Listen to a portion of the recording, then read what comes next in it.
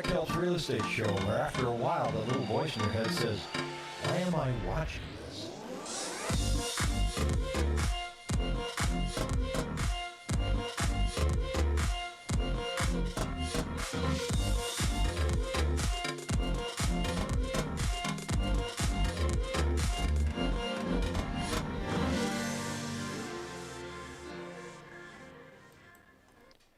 Good morning, and welcome to the Arizona Real Estate Update, where we share numbers on a daily basis so that you can understand what's going on in the market and, more importantly, make you a hit at cocktail parties.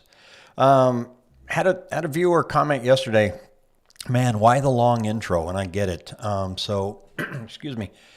Here's why I kind of have a long intro, and you're running kind of a mini television studio here, so you have to go YouTube live, and then you kind of have to wait to make sure that the signal's going through. And then I got to pull up a stream key to make sure that my chat box is working. I got to turn my microphone off, and I got to turn it on. And so I need like a picture up there while I'm going through all of those moves. And then I also want to give you, the viewers, time to log on. Now, later on in the afternoon, it takes the video, YouTube, and it uploads it for the replay. And, you know, we have the attention of a goldfish now. So when you look at the replay, you're sitting there and you're seeing my picture on there and you're like, come on, man, when are we going to get going here? So a couple tricks. You can take that little red dot and you can slide it over and you can fast forward and just get rid of that waiting time and then start right off on the video. Or you can do like what my buddy Steve does in California, and he plays it at 1.5 speed. So he sees my information faster, but I probably sound like Alan and the Chipmunks. So that's a little trick, but don't forget to smash the like button, or if you're that one guy that's always smashing the unlike button, now's the time to do that. So looking forward, I got stuff today, so it's going to be fun. I wanted to share, I am interviewing a gentleman in California next week on Tuesday, and his name is Jeb Smith. And he is a broker with Coldwell Banker, and I like knowing what's going on in other markets. This one is very interesting to me because we're all blaming California on our problems. You know, oh, it's all these Californians coming over here. Well, guess what? Real estate's going up across the country. California can't possibly have that many people that they're affecting the markets everywhere. And but it's a result of what's going on in the market. So I want to talk to him about what it's like in that market and where are your buyers coming from, and how can people, first-time buyers, afford to buy something in that market. I mean, you know, your small house is $1 million. How do they get in? How do they do this? What kind of problems is he running into? So tune in Tuesday at 8:30. That's going to be a bucket of fun. So yesterday I talked about rates and said, you know, the Federal Reserve Chairman was going to be talking. And the one thing the market doesn't like is uncertainty. And as we look at real estate and we say, oh, there's fundamentals of supply and demand, there are outside things above us, macro events that can affect the price of real estate and the market in general. And when you have anxiety, rates are going up and down and up and down. And so they were waiting to hear what the Fed chairman was going to say. And so in the morning, rates were spiking up. And, you know, Pat was going to take yesterday off. It was St. Patrick's Day. He was supposed to go to Channel 3 and all that stuff. And he said, I couldn't leave the office. He says, I had rates I needed to lock, and it was just nerve-wracking. He probably looked like that.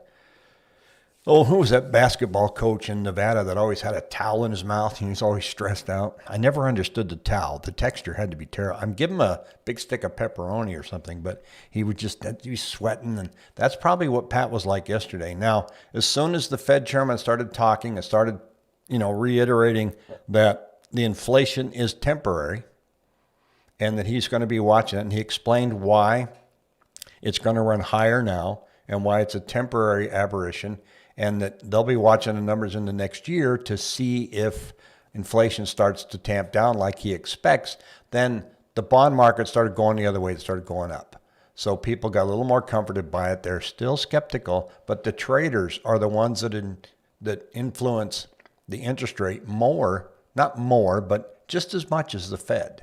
So when we go and look at the chart from yesterday, and I'm not a chart expert on this, but all I know is that down means rates go up and up means rates go down. And so they had a bit of a volatile day.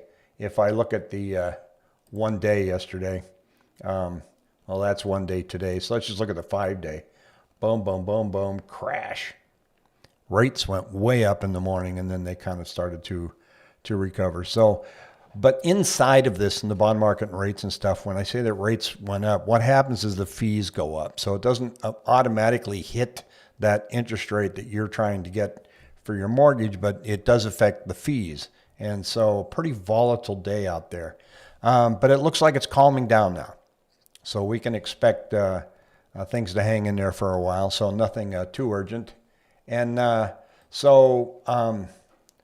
going to show you a couple things. We're going to dive into the numbers right now on the MLS. We only have 4,090 homes. So how bleak is that? I'm going to show you something here. I always talk about Ocotillo, which is down in Chandler where I used to live. And so I kind of track their homes, right? And here's this area that I track. See that little square right there? This is Queen Creek down to Chandler Heights and over to the 87. And I don't count new construction, these two here, right? So I'm just looking at resale for say. Look at 1, 2, 3, 4. On average, the past 3 years that I've been looking at it, 75 to 85 homes are usually for sale in that neighborhood. We have 4. Which one do you want? We got a 499, a 569, an 850, and a 979. And 979, let's take a look at this one.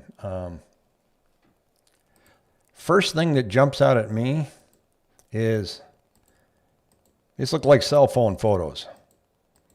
So don't get me started. Hey, Jim from Chicago. Our buddy's house is now a rental. That's a long story. We're going to keep that between friends here. So the Cromford report.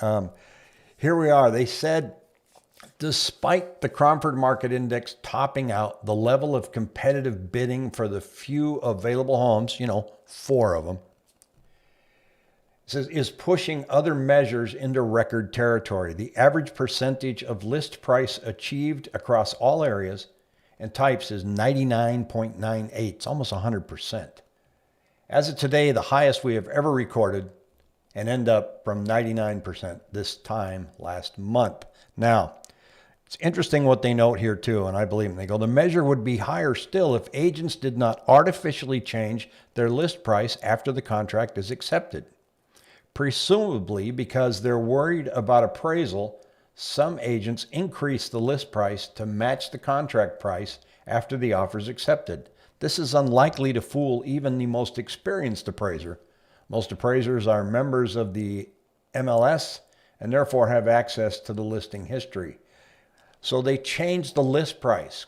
They go in and say, I'm asking $400,000 for this home, and they get an offer for $425,000. They immediately go in and make it $425,000 because they think that will help with the appraisal. But in every time you go in the market and you can look at a house and you can click on the history tab. So, let's go down to this one right here. I go into the detail, I click on history, and all I got to do is click this little plus button that tells me, back in 2013 it was $344.9, and now it's $499, $499, $499. And they haven't changed their price. But if you look and a house goes under contract, they'll change that number. And we get to see that. I always look at the history before we go look at homes. So Tobias here saying, does competitive bidding happen on all segments of the market? Specifically interested in houses 800 and up? Tobias, perfect question. I've got the chart for you, and that's exactly where I was headed today. So I'm going to show you guys something. Oh, let's go back and talk about mortgage rates for just a quick second. Basically what they're saying here, they said today's big to-do was the policy announcement from the Fed, not so much because of any expected policy changes, but rather due to the potential extension of a temporary rule allowing big banks to buy more bonds. Generally speaking, more bond buying equals lower rates, all other things being equal. So they didn't mess with that. So it's going to be interesting to see where we land. But let's dive into something that I think you guys are going to enjoy here. And this is, everybody says, well, how much should I bid on that house? How much are people overpaying? Because we hear that 48% of all homes that are getting offers now are getting offers above their list price. So here's where I'm going to be in a couple hours. I'm going to be in Sun City West, so I thought I'd pull it up. You watching, Debbie? So, okay, so it shows in the 250 to 300,000 range, 62.5% are above list price.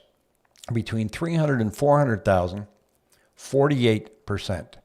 Well, great. I know they're over list price, but by how much? Look below. This gets fun. Between 300 and 400,000, the average home is $8,000 above list price. Now, that's the average. So that doesn't mean you go in and you offer it. It all depends on the home. And then this statistic is going to roll back to what I just told you earlier. If agents are going in and they're changing that list price right away, then it's a moot point. It won't show that they actually bid 10,000 above. So these are very, very interesting numbers to look at. Between 400 and 500,000, there's $7,550 is the average overbid. Now, let's take a look at some other cities here. So we were looking at Sun City West. I'm going to pull that off and Surprise. And let's go into, let's go to Scottsdale. And everybody likes to go to Scottsdale. Now, this thing's kind of wonky, so it's going to go a little slow here for a minute. Bear with me. And but if you're watching me at 1.5, this thing is screaming. First, yes, I have to learn how to spell Scottsdale first. There we go. Now, this is going to pull it up by price point again.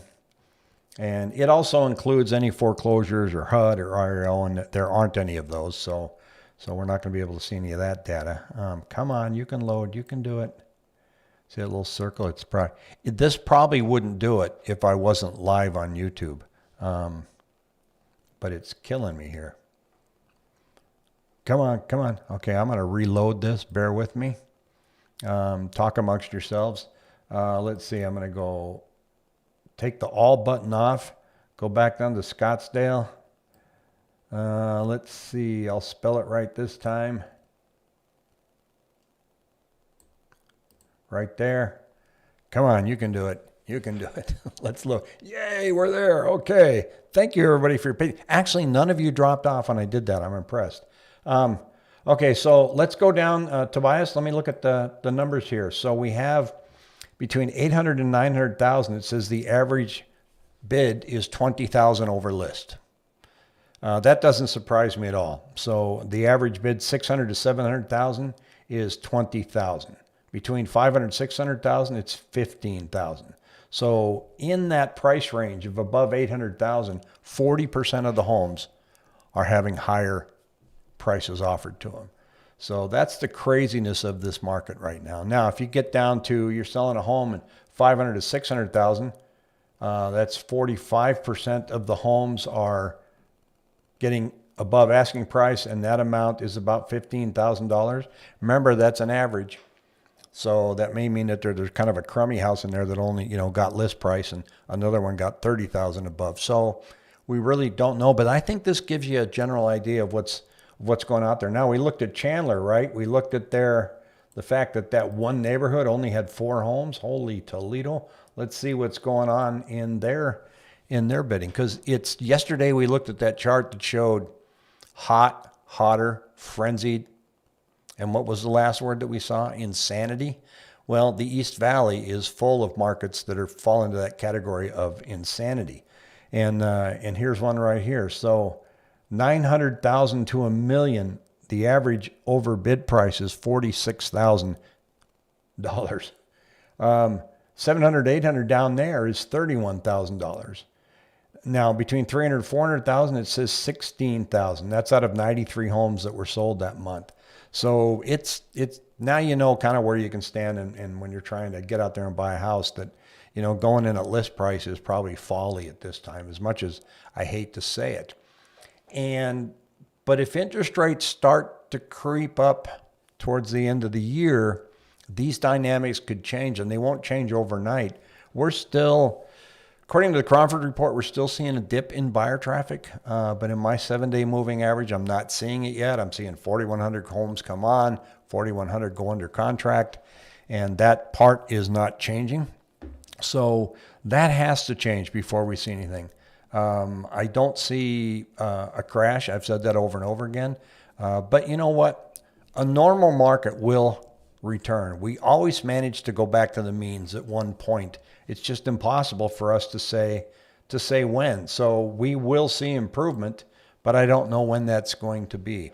We will see improvement to where you don't have to have a bidding war, but prices could still be going up. They could be going up 3% instead of 15%, and you would be able to get out there and write some of those normal contracts that we used to write and ask for seller concessions and things like that. But right now, that almost appears that it's way out in the stratosphere.